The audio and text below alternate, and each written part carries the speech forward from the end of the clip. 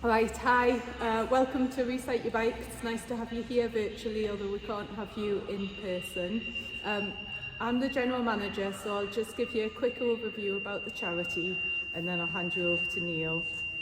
I've got some terrible feedback issues going on.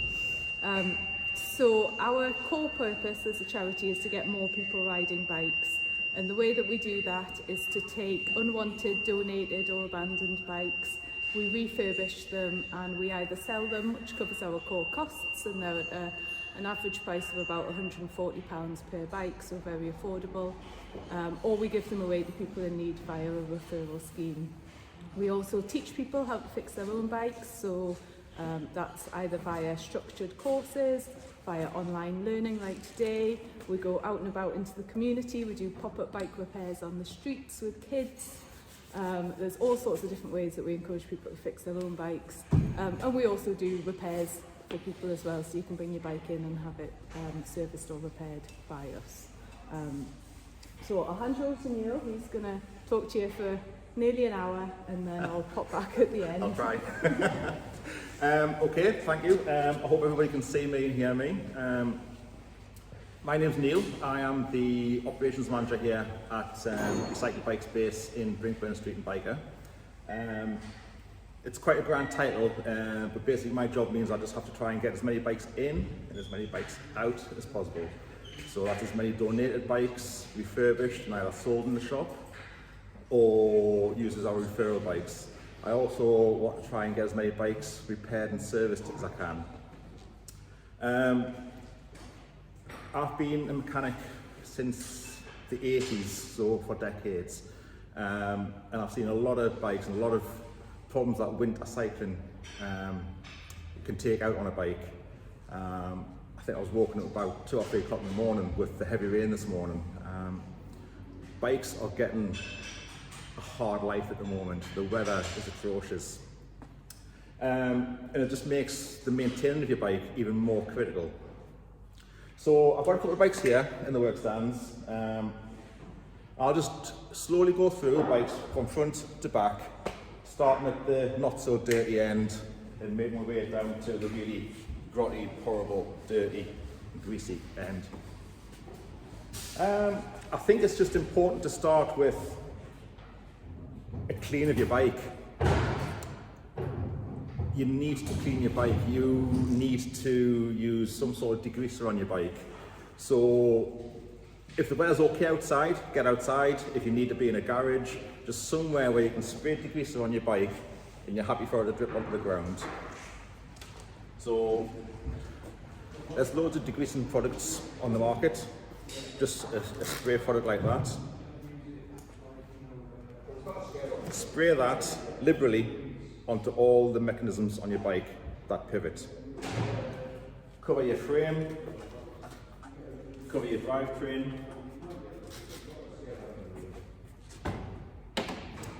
then just go back in the house and have a cup of coffee, because that's going to take about 10 or 15 minutes to soak in before you try and wash it off. The best way to wash your bike once you've degreased it is just to use a bucket of hot soapy water and a sponge. Just liberally cover the bike with that soapy water and work the sponge into areas. There are all sorts of brushes you can get just to try and work that degreaser in.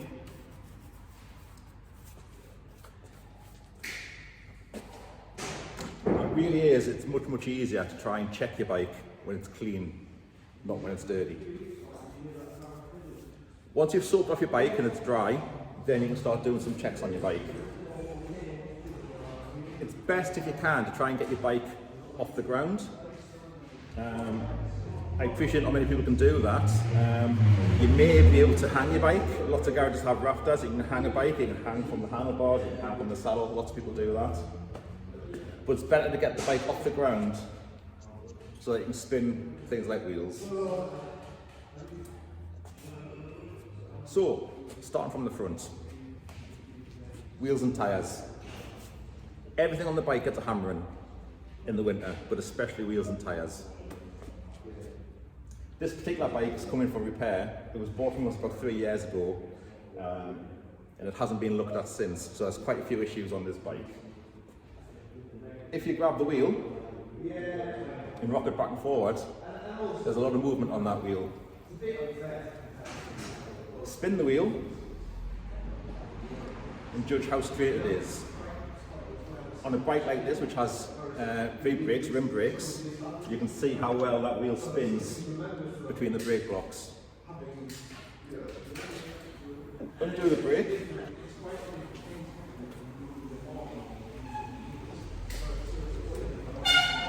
And take the wheel out.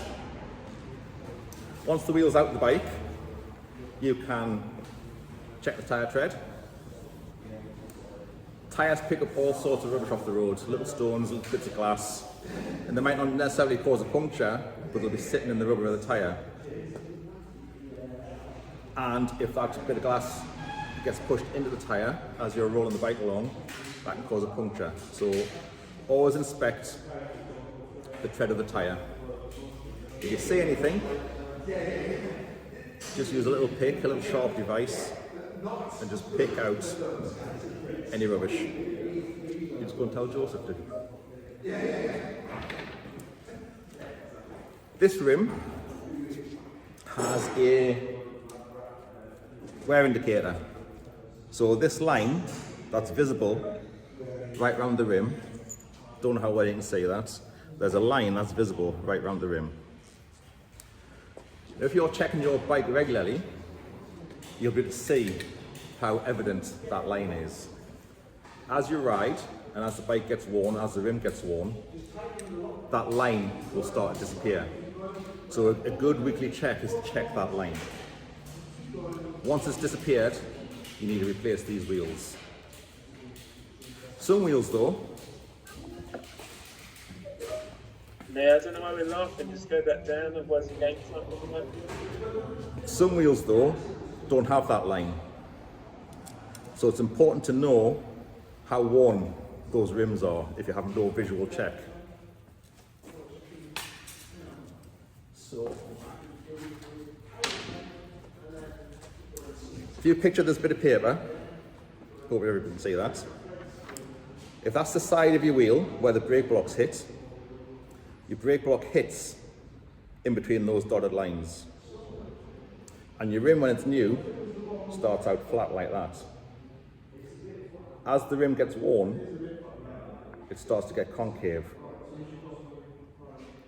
And that's the indicator that you're starting to wear your rims out. If you're starting to lose the flatness of your rim, and you can feel that the rim is curved like that, then you need to start looking to replace your rims. You can help protect your rims by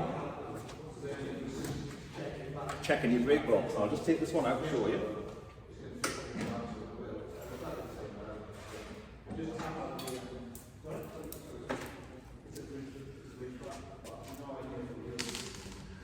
Brake blocks, and I appreciate you might not be able to see this, but brake blocks have lines in them.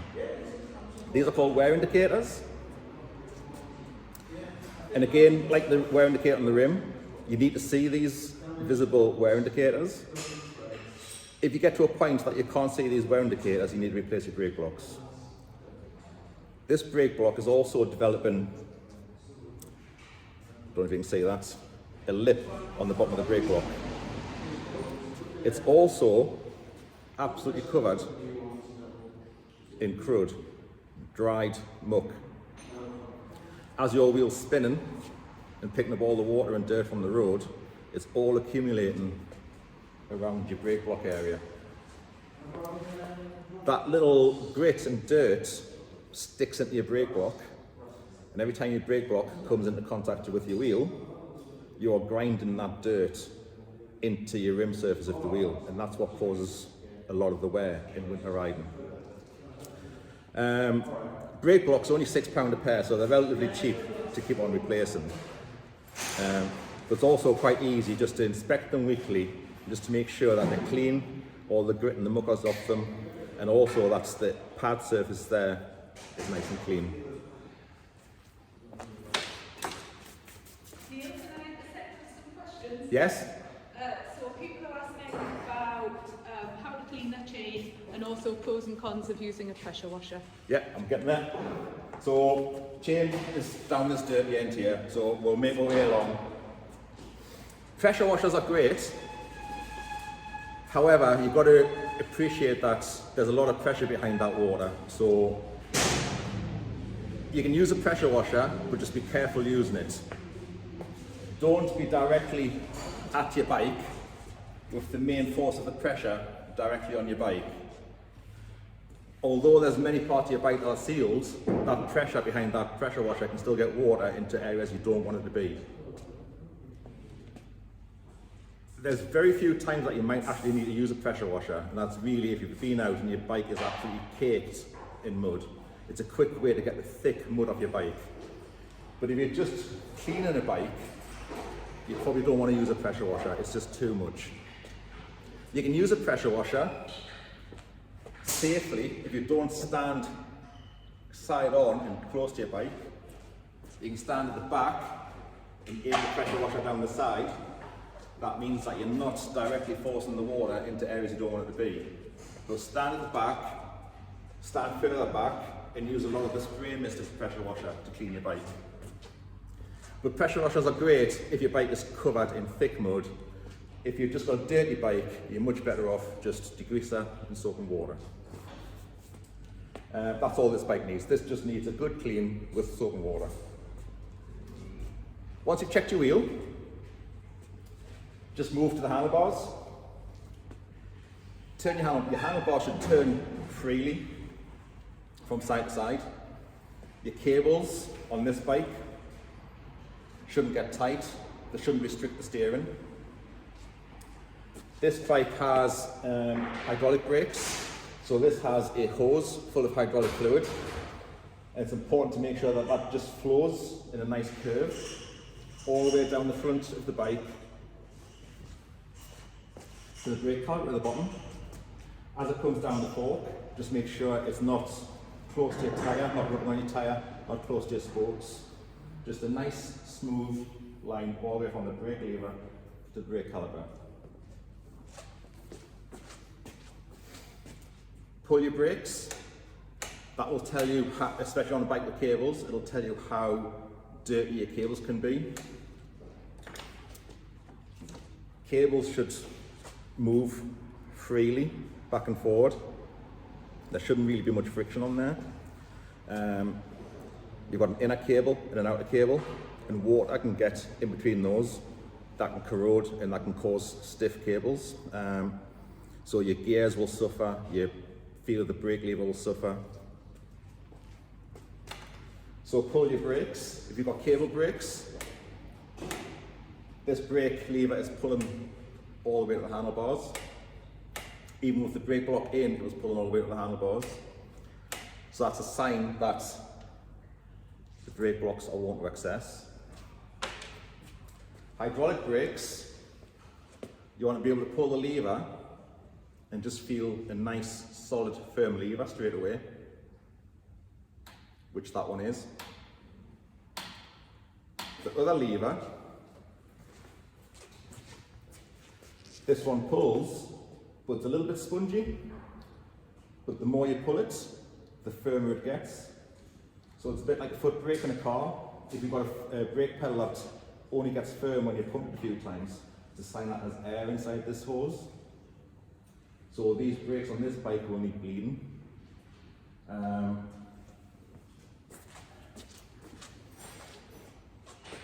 That's essentially the front of the bike. As we get down to here, this is where most of the rubbish on the road gets accumulated on your bike. This particular bike is so dirty and so rusty that things like the derailleur at the front doesn't actually move anymore. So a derailleur has lots of hinges and pivot points, and that needs to move freely. This particular derailleur on this bike is in the outermost position, but the rust is stopping it from going back, so it's stuck in the outer chainring and it can't operate on the middle or the inner chainring.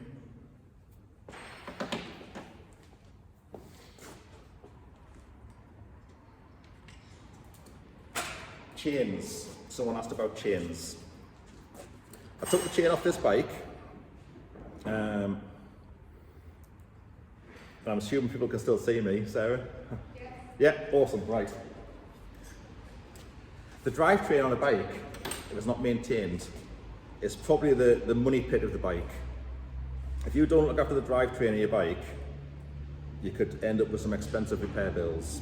And it's mainly this thing, this chain, that causes all the issues. Well, actually, lack of maintenance causes the issues. This is a nice chain. So, once your bike's degreased, and this is clean, you can get a chain tool, something like this, that has a couple of measurements on it. This side fits onto the chain, and this side drops into the chain. So if I show you a new chain, this is a new chain. So there was a 0.75 side, and that probe, this spike on the end, because of the new chain, doesn't actually fit in the chain. It's stopping. If that probe, over time, started to slip inside the chain, then it's a sign that your chain is wearing. Chains stretch over time. All the force that you're putting into the bike through pedaling stretches the chain. So as that probe over time falls into the chain, it's a sign that your chain is starting to stretch, that you need to replace it. If that fell all the way in, you definitely need to change your chain. The other side of the tool has a slightly different measurement on it. And this side of the tool tells you if you also need to replace the cassette, the gears on the back wheel. If that side also fully dropped into the chain, you would need to replace your chain and your cassette. You may also have to replace the chain rings on the front of the bike as well. So on this new chain, as you can see,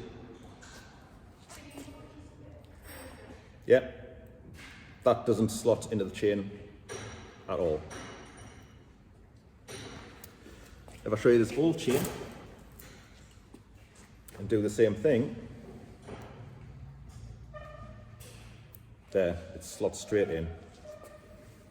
I've got 2 or 3 cameras here, so I'm just trying to show it to all the cameras I've got. So that slots straight in. So this bike has a chain that needs replacing. It's stretched to excess. That's going to start causing damage to the components on this bike. It's stretched and worn due to pressure of pedaling, and it's worn due to the road conditions and the condition of this chain. If you remember all those bits of grit and dirt that you pick up on things like your brake blocks, chains also pick that up. The inside of your chain is called the roller. The plates are there just to keep the chain together. The roller really does all the work. This gets the pounding when you're cycling your bike. And it's these that deform and wear. And if you get that grit and dirt forced into this, if you're not cleaning your bike and maintaining your bike, it's going to exaggerate the wear on your chain. So people can have chains that last for several different thousand miles. If you're a light cyclist and you're riding nice weather all the time, you'll probably get a chain that will last a good amount of time. If you are commuting every day, and you're commuting in the sort of weather we've got outside at the minute, you're going to be replacing your chain regularly. This is off an 8-speed bike, and the chain costs £12. The repair for this, because they haven't changed the chain, is approximately £150, because this has worn all the other components on the bike. So for the sake of putting 2 or 3 chains on, especially in the winter period, you're saving yourself a lot of money. Yeah, it's £36 for 3 chains a year, or £150 for when all the components wear out.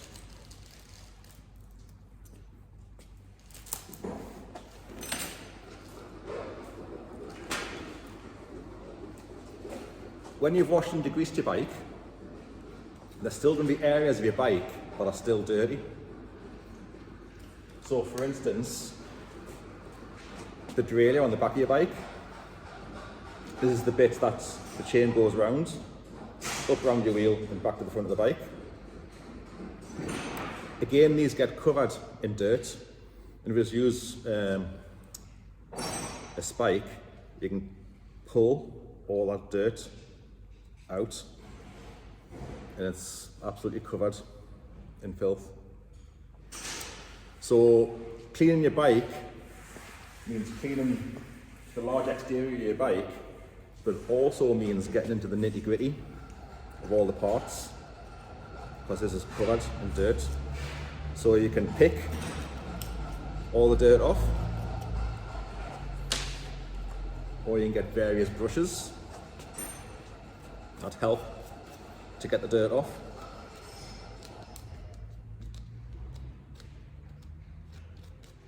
You can use these for cleaning the gears on your back wheel. You can get them between the cassette sprockets and clean out all the dirt from there.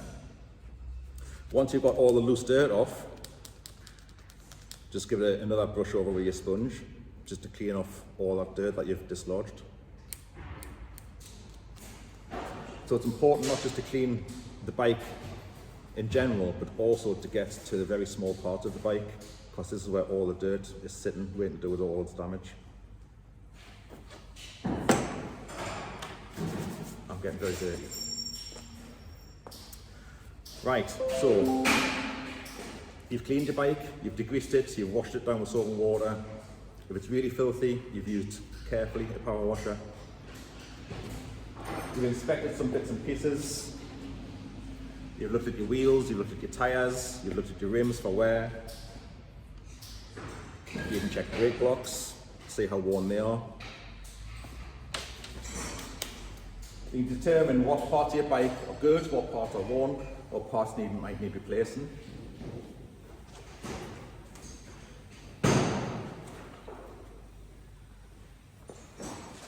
The back tyre on this bike is worn. You can see how smooth it is. You can also see, if you can see these little yellow dots, this is the inner lining of the tyre starting to show through. Back tyres of bikes get a lot more of the pressure, and they get a lot more of the scrub on the road surface. So that's a clear sign that your rear tyre needs replacing. So far this bike needs, purely just through lack of maintenance, a new front derailleur, new chain, new cassettes, new brake blocks, new tyre. Its rims aren't too bad.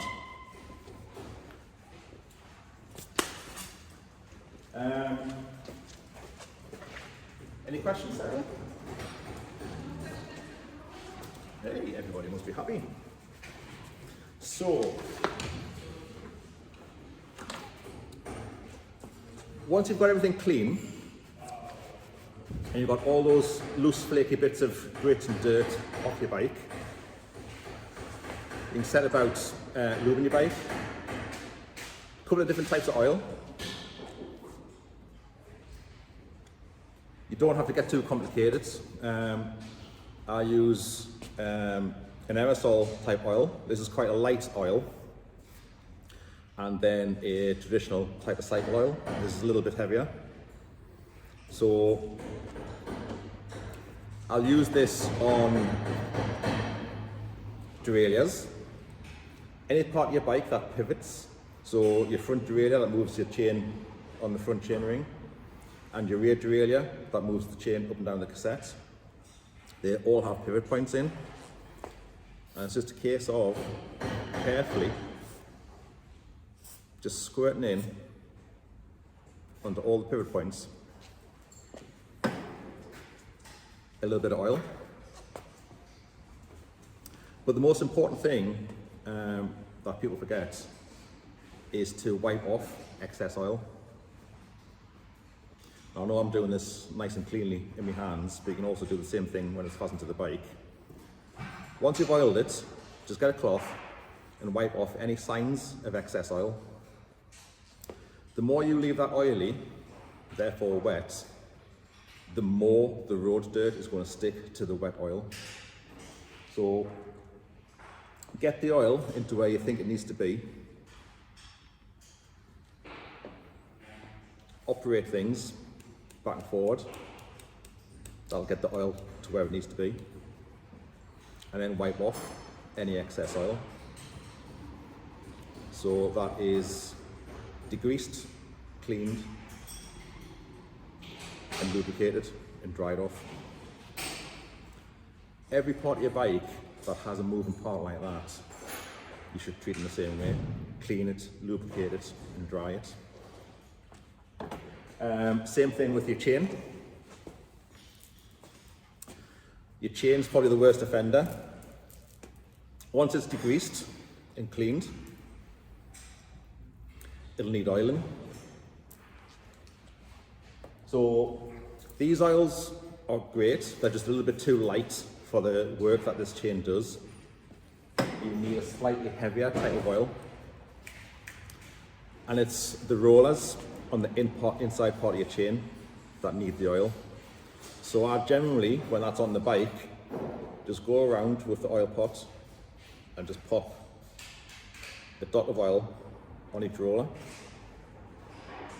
all the way around the chain. It's not really the outer plates that you want to get oiled, it's the inner part of your chain that you want to get oiled. Wind that round on your bike a few times, and then get your cloth, because that chain now is really oily. Get your cloth and wipe the excess oil off your chain. So the oil is on the inside of the chain where it needs to be, but the exterior of your chain should be nice and dry. So when you touch your chain, you don't really want to be coming away with oily, dirty hands.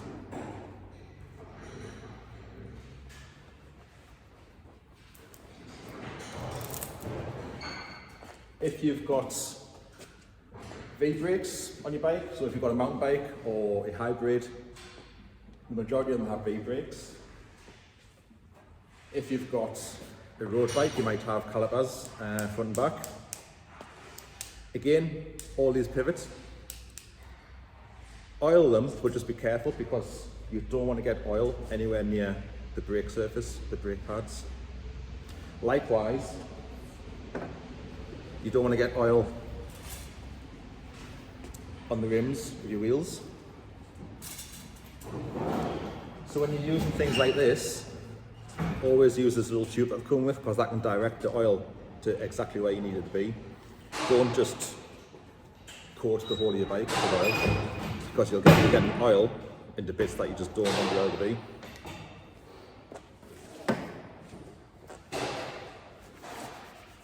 That's especially important with bikes like this that have disc brakes.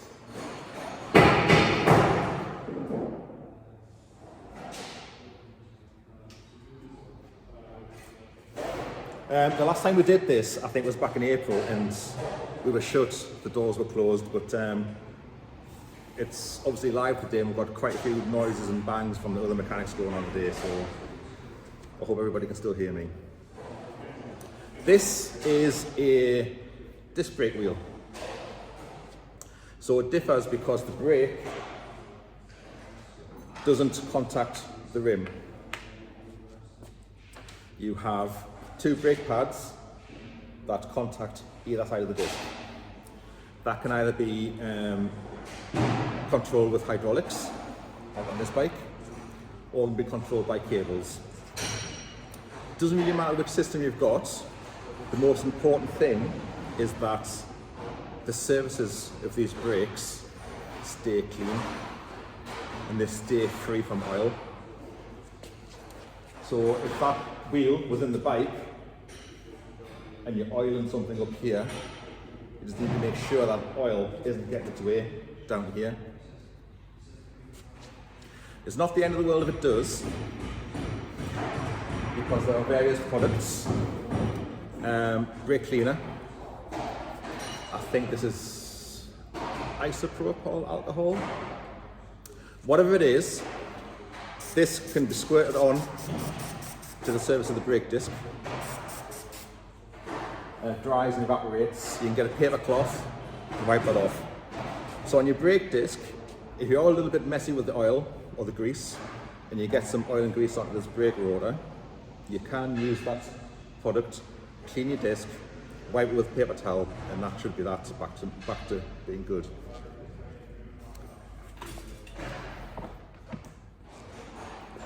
This is the caliper from a hydraulic brake.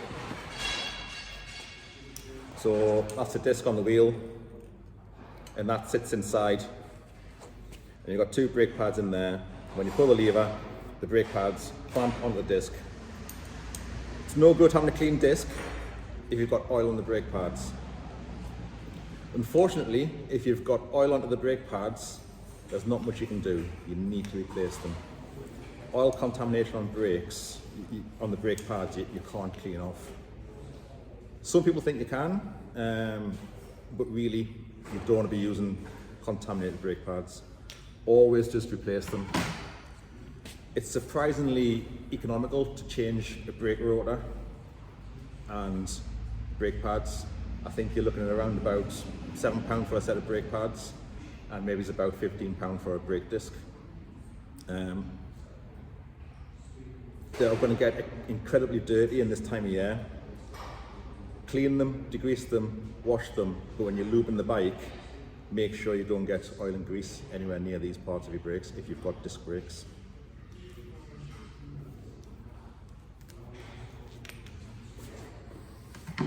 Any questions?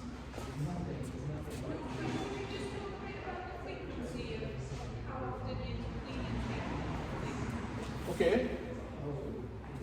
So it's a common question, how often should you be doing this? Personally, I think you should be doing it every week. No matter how often you're riding or whatever conditions you're riding in, I would try and do a bike clean and check every week. These bikes that we're getting for repair are being used every day for commuting. Now that's a different scenario in the summer when it's nice and sunny. So back in June, July last year, the weather was really lovely. But at the minute, the weather is atrocious. So you really need to up and maybe double how often you're doing this. So if you were doing it every week or 2 weeks in the summer, you really need to be taking care of this every few days.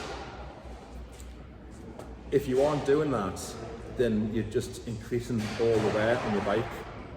And ultimately, a basic run and repair of new brake blocks, £30, could be a £150 to £200 repair because the bike has got so dirty and worn just through lack of maintenance. So it really depends how many miles you're doing. Some people ride 30 miles back and forward every day. Some people ride 7 miles back and forward every day. Some people will see the rain outside and decide to take the car. Some people will ride in all the way through the snow. If you're riding at this time of year, every day commuting, you need to be checking your bike and cleaning it at minimum once a week.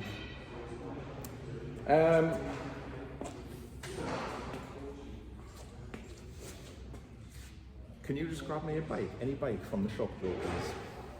The Carlton there on the end. Just get my assistant, Joe, to get me a bike. There you go, this one here. Once you've cleaned your bike, you've checked it, you've scraped off all the dirt, you've cleaned it, you've lubricated it, you've wiped off all the lubrication, you've put everything back together, you've put the wheels back in your bike. Get it out of the work stand, get it off the straps that you've got on the ceiling and get it back onto the floor. Tyres, I generally just keep the tyres with as much pressure as I can. If you're just riding around on tarmac roads, back and forth to work, just try and keep the pressure in the tyres. Generally, using a rule of thumb, I don't really want to be able to depress the tyre. You get pumps with pressure gauges on, but they're not tremendously accurate. So I just try and make sure that when I press the tyre in, I can't deflect the tyre. If I can press that tyre in I think it's got too little pressure in it. That can lead to all sorts of issues with handling or excess tyre wear.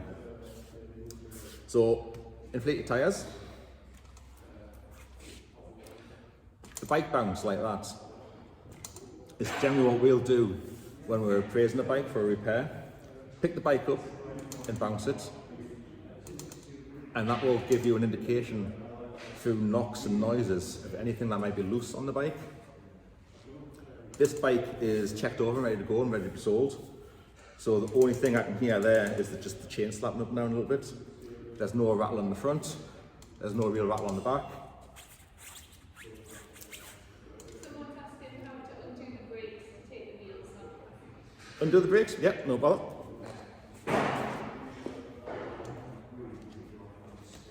If you've got big brakes,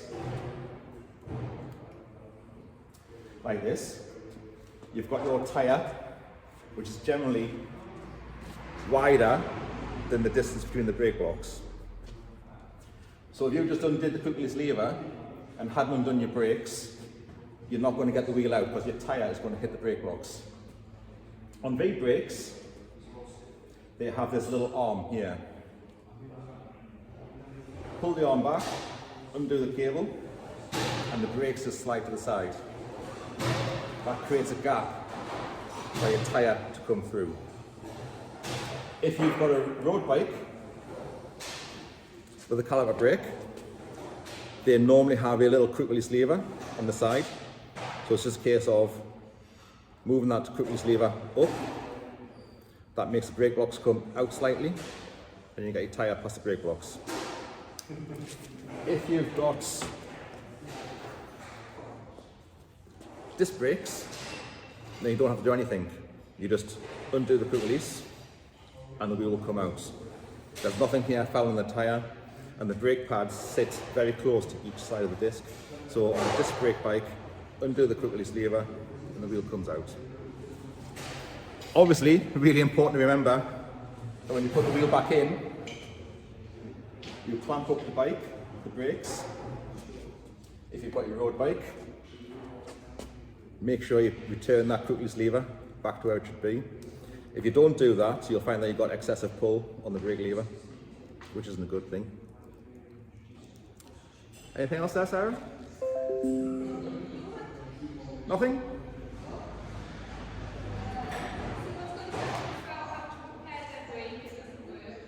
How to repair it if it doesn't work?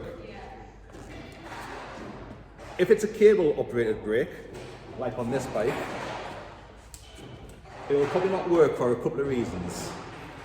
It could be that the brake pads have just worn down. So instead of being this big, they're this big.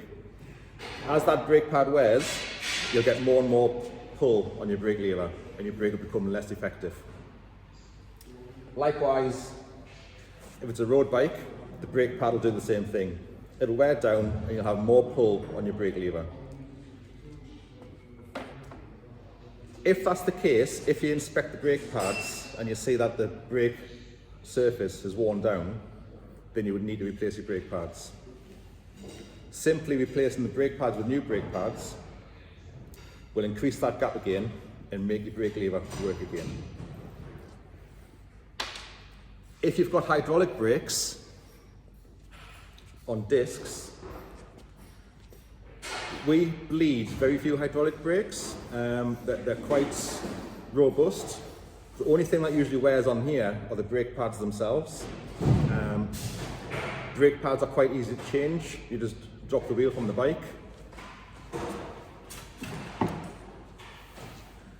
There is normally a little securing pin in the caliper. Once that pin, sorry? A bit closer. Once that pin's been taken out, the brake pads can just be pulled out. And fitting them is just a reversal. You just get your new brake pads.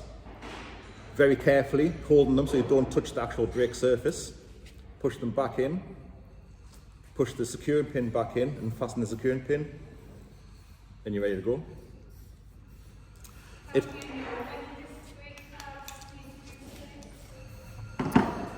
You would It's quite difficult to see brake disc pads, so on a bike like this, they're quite obvious, you can see them. But inside a brake caliper, you can't really see very much. So when it's on the bike, I generally just shine a torch in. Now brake pads themselves on hydraulic discs don't have much brake material on them, they have about 2.5mm material. I would replace them when it gets down to no more than 1mm of brake material left. So you don't have to take them out. I wouldn't recommend taking them out all the time to check how worn they are. Leave them in. If it isn't broke, don't fix it. Just shine a torch in and you're looking at the width of the brake material. Starting at about 2.5mm and working down to about 1mm. I might have one to show.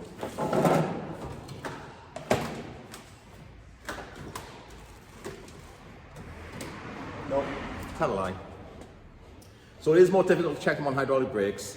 Leave them in the bike. You can look down at the bike, and if you can't quite see it, shine a torch on them. And if they look like they're about 2.5mm, they're fine. If they look really slim, about 1mm, take them out and change them.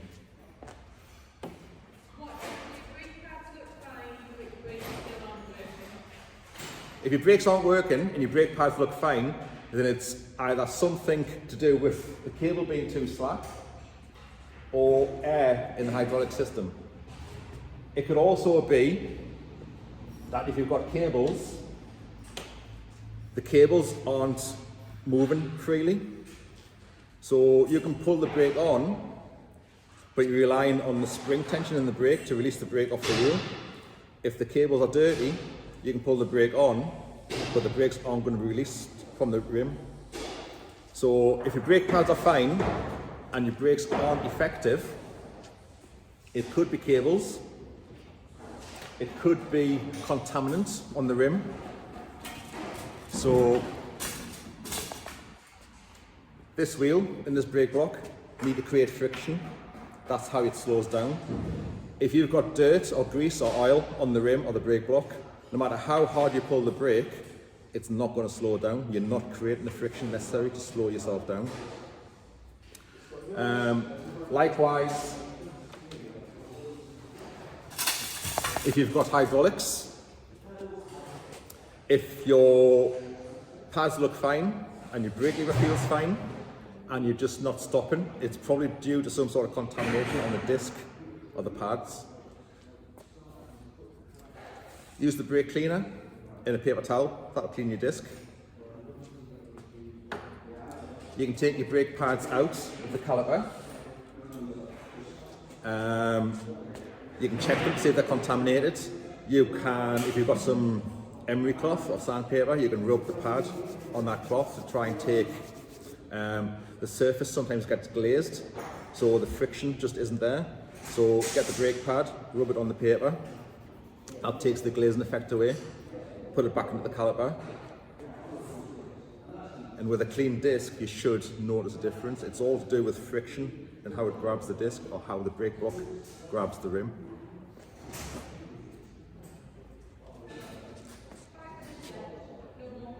Oh, cool, right. Right, so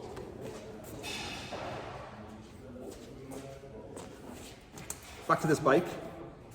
Once you've got your bike cleaned, degreased, lubed, put back together, new parts if you need them, bounce the bike and you should have a rattle-free bike.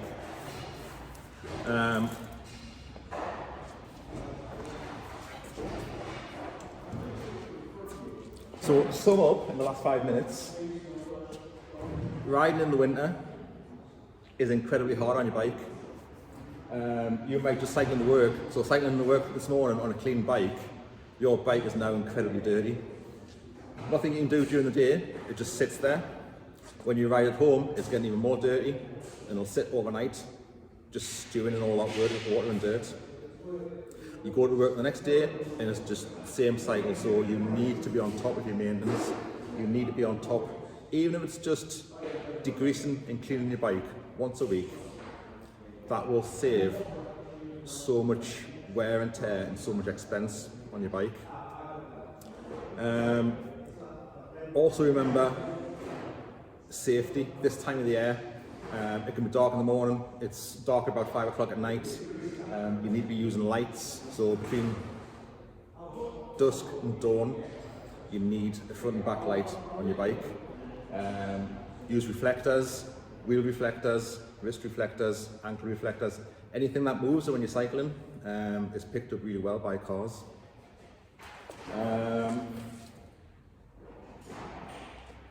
And just to finish, just as a final point, Sarah mentioned that what we do at the beginning, we are Recycle Your Bike. We do lots of different things in the community. At the minute, we need bike donations. It's quite difficult with COVID and lockdown for people to have a reason to get out of the house. But if you are able to get out of the house for whatever reason, and you do have a bike to donate, we would gratefully take it off you. We have a large referral list of people who need bikes. So if you can get here with a bike, it's really much appreciated. Is there any more questions?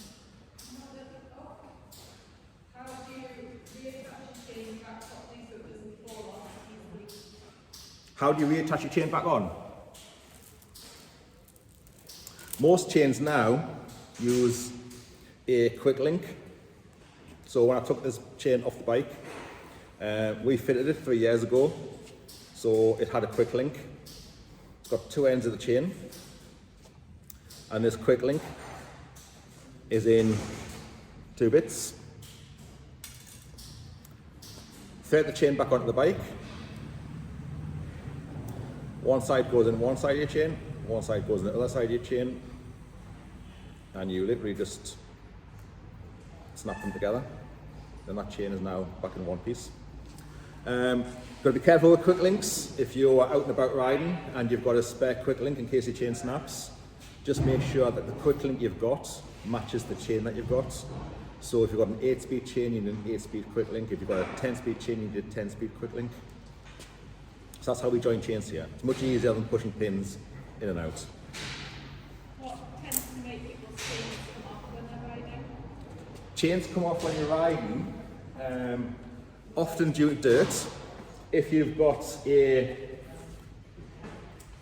back wheel like this, and it's filthy, and your chain and your derailleur are dirty, this should spin freely. So when you're pedalling, that's fine. When you stop pedalling, this is meant to freewheel. If this is dirty, or the derailleur is dirty and the chain can't go around there easy, when you stop pedalling, this won't rotate as it should, and your chain can dip, and that can make it come off at the front, or can make it come off the back. The derailleur at the back of the bike can be bent. If your derailleur is bent, that can dislodge a chain. Bad gear adjustments. If your gears aren't, most bikes have index gears, so one click of your gear lever moves your gear one gear. If your gears aren't working very well, your chain can get caught between 2 gears and come off. So it's usually bad gear adjustments or dirty components and the chain can't rotate properly. Anything else? I think that's all our questions. Can I just jump in? Of course you can, yeah. I'll just pop back in. So Neil's done an appeal for bike donations, but another way that you can help us is to follow us on all of our social media channels. So we're Recycle Your Bike on Facebook, Instagram, Twitter, LinkedIn, YouTube, where else are we? TikTok, everywhere. Yeah. So if you can help us spread the word, let people know that we exist, that's really helpful. If you've enjoyed this session and you'd like to help us out financially, our website is www.recycle.bike and it has a donate button on the front page. So if you'd like to donate some money, that would be brilliant. That helps us cover the parts that go onto bikes that we then give away to people in need. And once we can have you back with us, come and volunteer. You can do a day, you don't need to know anything, we'll teach you it all. By the end of the day, you'll go away with loads of knowledge. So I think that's it. Yeah. Yeah. One other question is, what common problems make your gear slip and how do you rectify it? Common problems making your gear slip is bad cable adjustment. So index gears, one click moves your gear one gear. Cables have a tendency to stretch, so one click doesn't move the cable the amount it needs to move. You're taking some slack out the cable first. So one click maybe moves you half a gear. That gear not properly engaged can make it slip. Worn chains and worn cassettes and worn chain sets can also make it slip. As that chain stretches and the profile of the teeth on the sprockets and the chain sets deform, this chain doesn't sit properly, and if you put too much pressure on this chain, it could slip over the teeth. It's generally bad cable adjustments. It's sometimes worn components. I think that's it. Okay, thank you very much. I think Vicky wanted to say a bit at the end. Okay, Yeah, well, so that was brilliant. Just a massive thank you to both of you guys for today's session.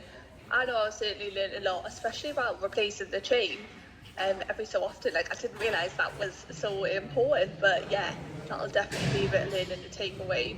But like I said, they're looking for bikes, so if you've got any and you can support them, that would be amazing to drop them off.